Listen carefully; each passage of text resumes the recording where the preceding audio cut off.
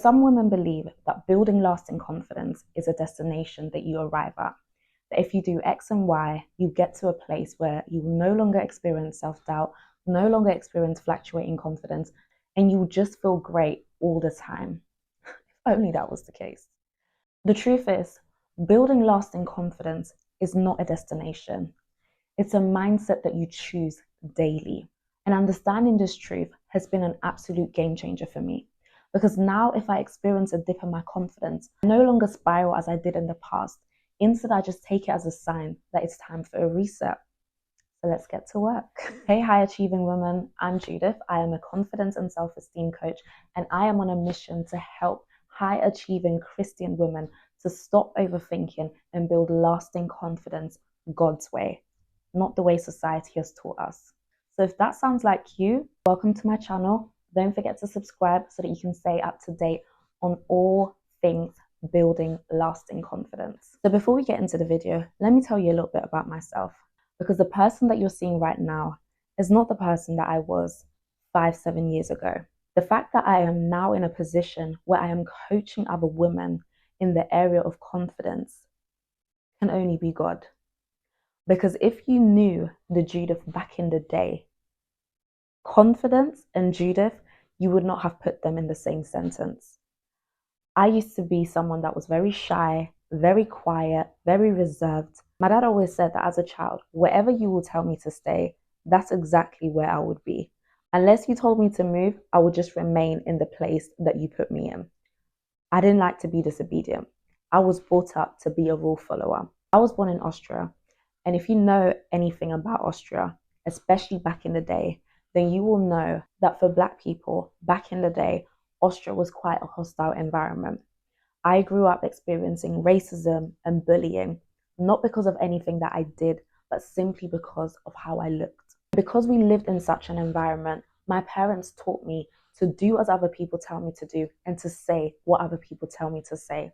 So growing up, I learned that in order to fit in, I needed to please other people. In order to fit in, I needed to do things well. I have to fit in.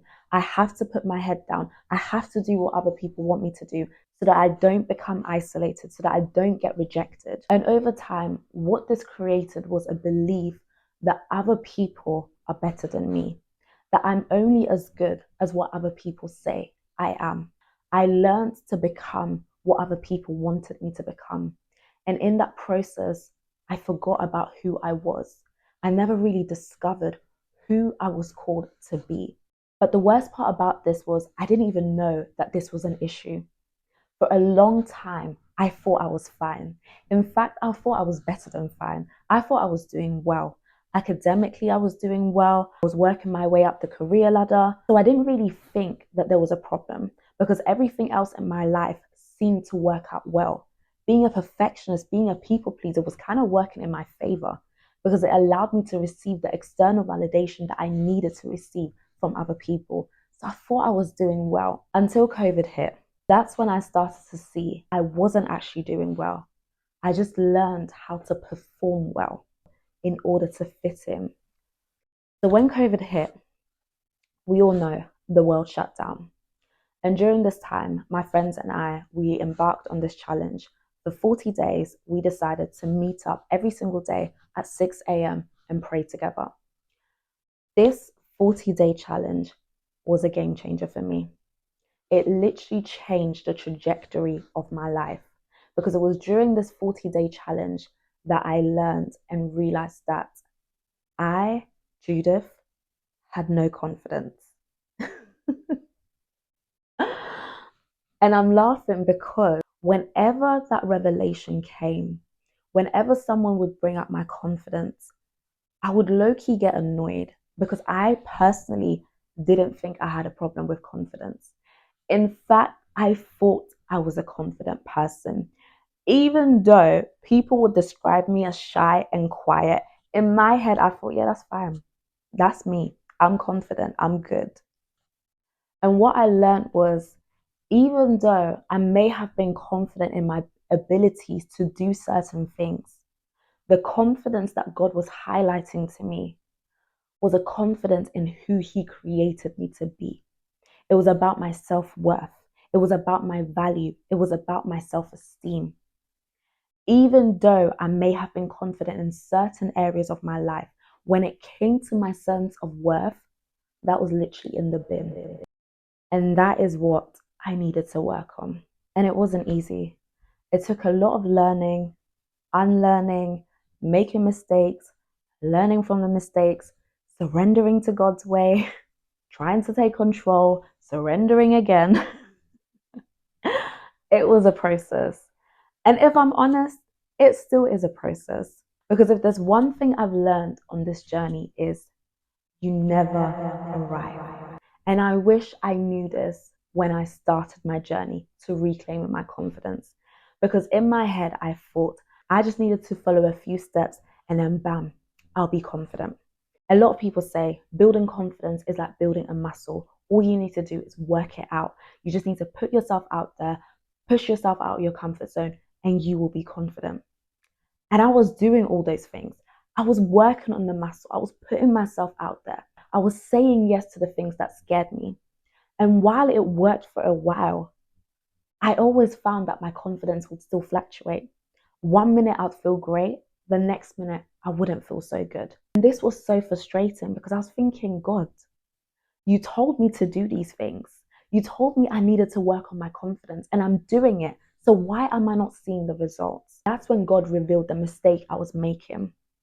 Even though I was building my confidence, I was doing it according to society's standards. I wasn't doing it in a way that the Lord wanted me to do it.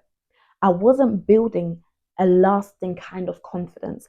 I was building a confidence that was very much situational, hence why I was experiencing the fluctuating confidence. I had to learn to build confidence God's way.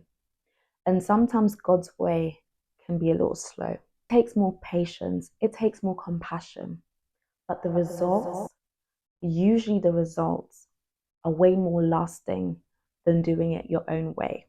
Well, so I thought.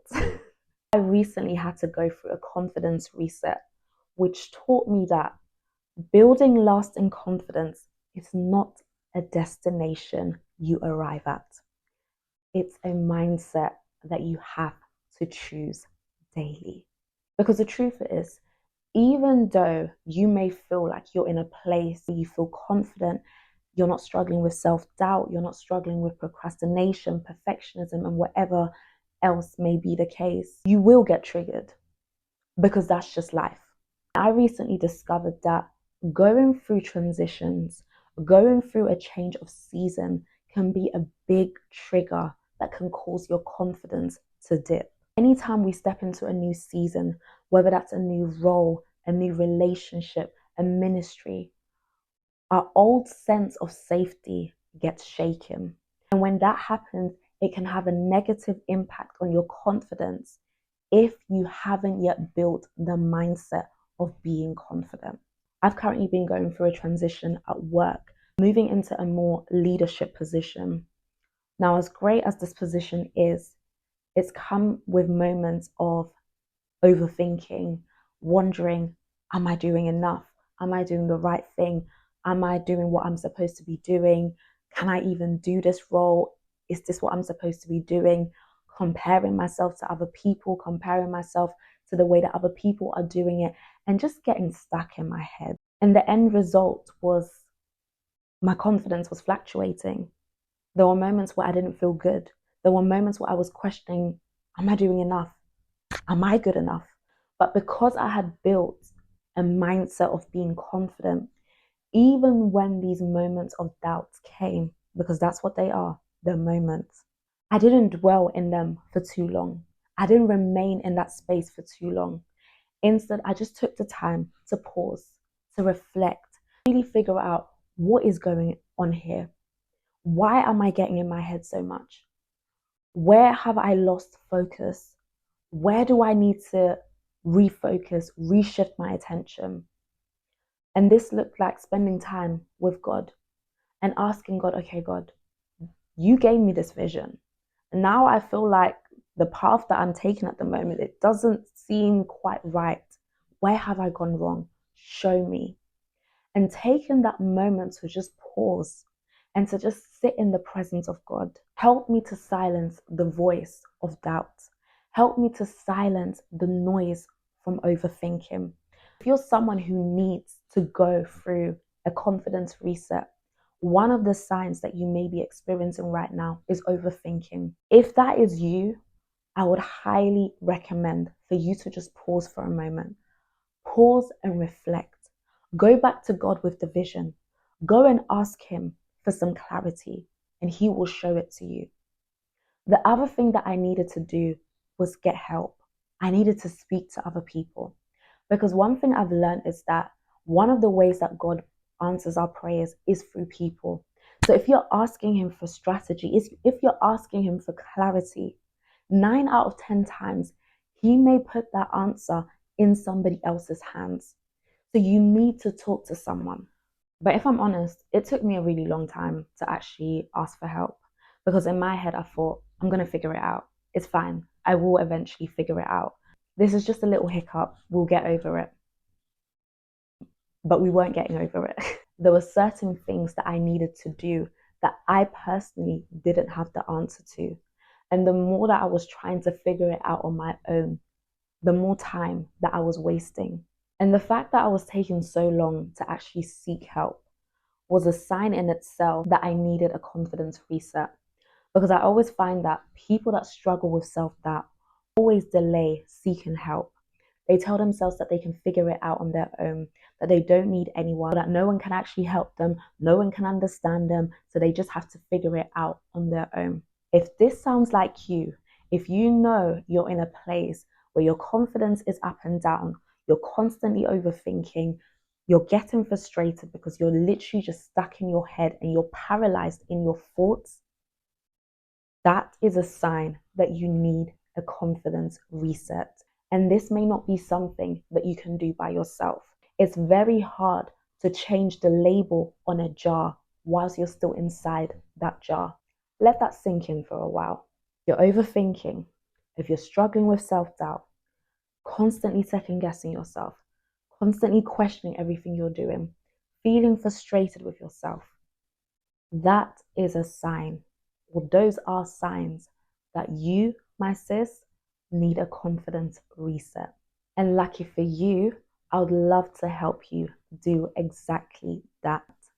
Launching my 2-day confidence reset challenge, where I'll be taking you through my step-by-step process to help you to reset your confidence. This is for the high achieving woman who's noticed a dip in her confidence. You're overthinking, you're second guessing yourself, you're feeling frustrated, you're feeling upset, you're comparing yourself, you're pushing through even though you're exhausted, you're playing it small, you're hiding, you're scared of judgment, you're scared of getting it wrong, you're scared of failing. If any of these signs resonate with you, then this 2-day confidence reset is for you. Details to join will be in the description below. Don't hesitate, don't delay, don't think you can ignore it and it will just go away. It won't. Some things need to be worked on. So join me on this 2-day confidence reset so that we can get you back on track, doing the very things that God has called you to do with boldness, confidence, and courage. So what are you waiting for? Click the link and let's get you back on track to building a mindset of lasting confidence.